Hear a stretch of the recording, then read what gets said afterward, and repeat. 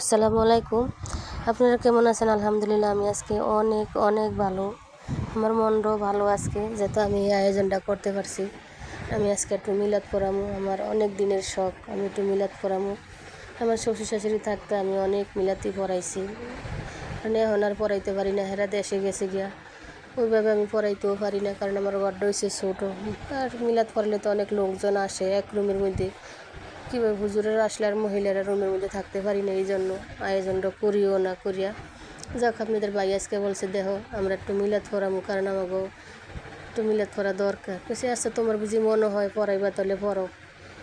চাউল এনে দিছে আমার, গুঁড়া চাউল, নারকেল এনে দিছে, চিনি, দুধ সব কিছু এনে দিছে। দেওয়ার পর আমি এই যে সুন্দর করে পোড়াইয়া, কারণ যেহেতু মিলাতের জিনিস একটু ভালো করে রান্না করতে হয়, আমি এই সব কিছু দিয়া এই যে অনেক সুন্দর করে লাইরে সাইরে আমি এগুলা যে আয়োজনটা করতে আসি।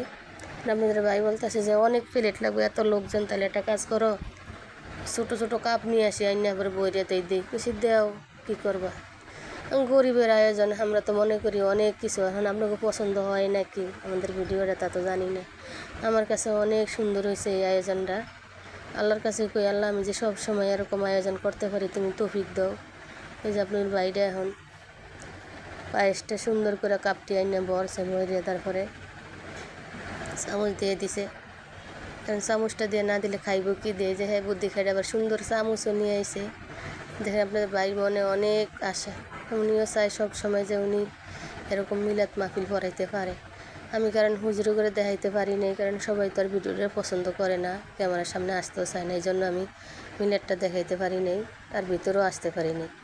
এই যে দেখেন কাপটি সুন্দর করে সাজাইছে, সাজায় এখন আপনাদের ভাই নিয়ে রাস্তায় সবাই ছোট্ট বড় সবাই খাইতে পারবো। আমি সবাই ঘরে ঘরে দিয়ে দিছি। এখন আপনার ভাই বলের মধ্যে করে নিয়ে তারপরে ওগুলো রাস্তায় দিয়ে দিব পোলাপানিরে। এই জন্য এটি সুন্দর করে সাজাই রয়েছে। এই যে দেখেন আপনাদের ভাই কি সুন্দর পোলাপানিরে দেয়, আমার কাছে